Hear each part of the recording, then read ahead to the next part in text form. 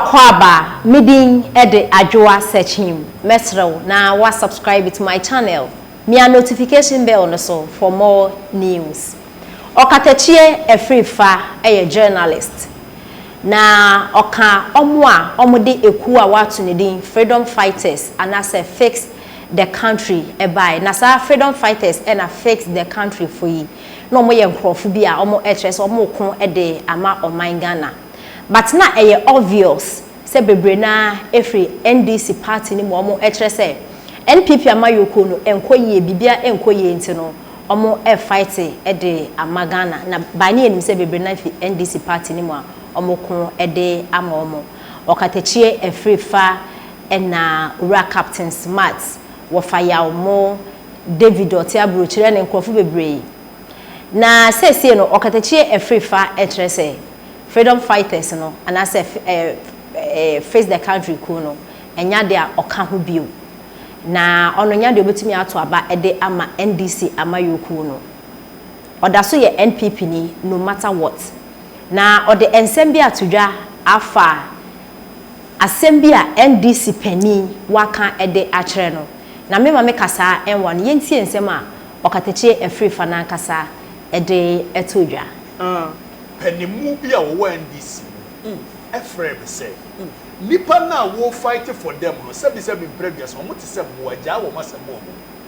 na se wo beboa ma NDC aba ban mu a ye ba upe ba bi no akohye na so wo de ahwe obusu no ma I'm telling you beboa nya wo bonjam. Wow. So politicians nim the mindset ebusuanfo ensem we na Okatakyie Afrifa ede atodwa is over to you and one kasa wasuma nyeme na mekasa ede amaw na uye youth na wate asema Okatakyie Afrifa akenya me sure say 2024 abatu na ayekwa akoto no obehwe ho so ye nkosa line enkoto aba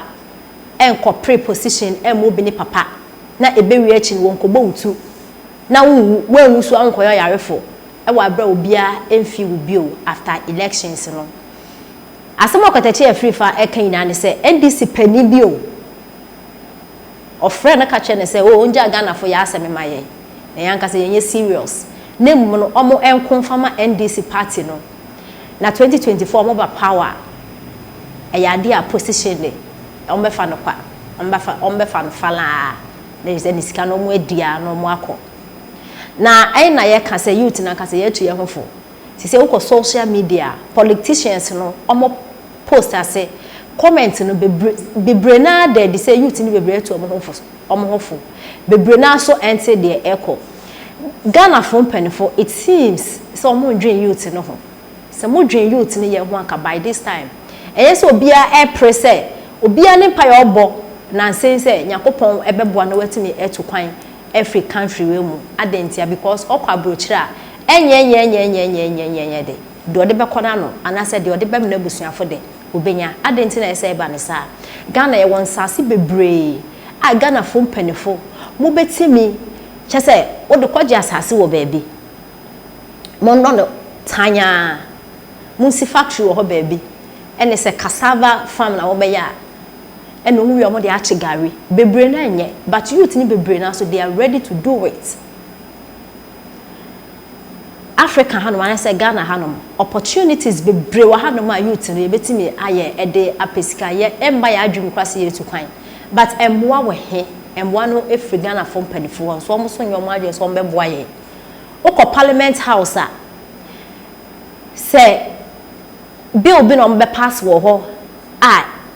e cover omo eyomo ankasa omo de ti say bi a cars bi ba omo cars na omo ndem entwi wo krom embo abenye dedengu ya asuma ende ombe pass a bill no cars no mwanya es gracia ene nya de ombe to eti ada ombe pass na es gracia na team ho ade e favor mo nko a but nyenye de no his excellency Nana Dankwa Akufo de be presidency or the NAPCO e buy NAPCO na e pay I think say 500 Ghana cedis but enye kra na enti say pay day obu on mo anya hwe no wa koye adwuma no wo ha ombe fa no as permanent worker enti no mo ye ne sa but bebre na afra no mo blame his excellency Nana Dankwa Akufo blame no mo blame no odi so mo blame no because as father na sa wo de adwuma ma wo mba na so omo a wo so omo hwe adwumayefo no so omo ntu omo ka wo no beble mu sika no betinya ba be di opani bi ho pa opani odanap kona na office ka ne ma omo da obedi aka ne de wanya ho omo ye zoom la ye ma no fo omo so ya ho ma che ko prepra bonten omo pay say 200 cedis or 300 cedis or 500 cedis month no wonya na what the parliament house e pay the edge gracia ye koka wo se mo adwuma do so MPs dey adwuma na mo ye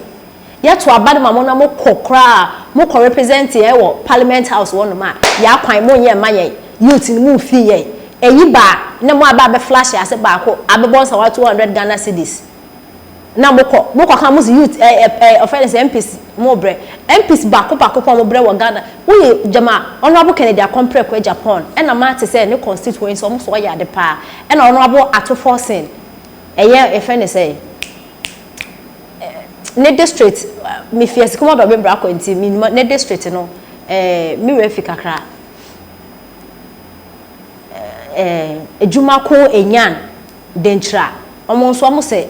honorable Atoforsen ya de pa e na e bia MPC ni bi be ye 1 or 2 3 4 bi but in kafo no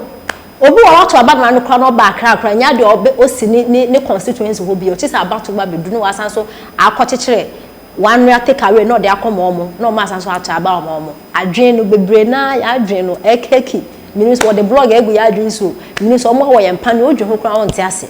na ka de mpanefo di youth wo Ghana ha no mi anka ba ne sen na ye kosa line ekoto aba ma omo elections day ni duwa mo ma no won kasa won koto wa aba parliament house 37 MPs wo kan bo ma wo ya he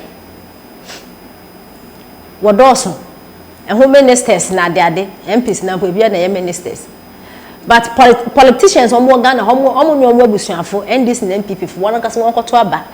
se MPP fo no omo abusuafo do so se NDC fo a no omo abiti omo se NDC fo so omo abusuafo do so se MPP fo no omo abiti omo no omo kasa na omo koto omo aba because aba na yakoto nyanya mfaso bia wo so mfaso a yenya ba kasa bia free SHS ne de ene obi anya so mfaso. And of course, national health insurance, a bar for no, ne you okay. If I say free maternal care, ne you okay. I mean, there are petty policies are a boa minor, but apart from any day, a quite any part that's need to so pa as a more no mugu kwane so, e Ghana hano, even Accra, and a Kumasi, as at now. In the bed no penny, on Kase entre Okatakyie Afrifa. Or just only ye serious. Ye serious and so because 7th December, e be kwa kochaba. Enti nse mo Okatakyie Afrifa e dey atodwa say NDC penny bi na waka channel. Enti ye youth over to you 2024 beto aba abande en kasa men koto. Na so ba koto wo be gyan na obi abo otu akun. Wa bo otu why alefo a and it's over to you. Enti nse mo Okatakyie Afrifa o dey atodwa ne.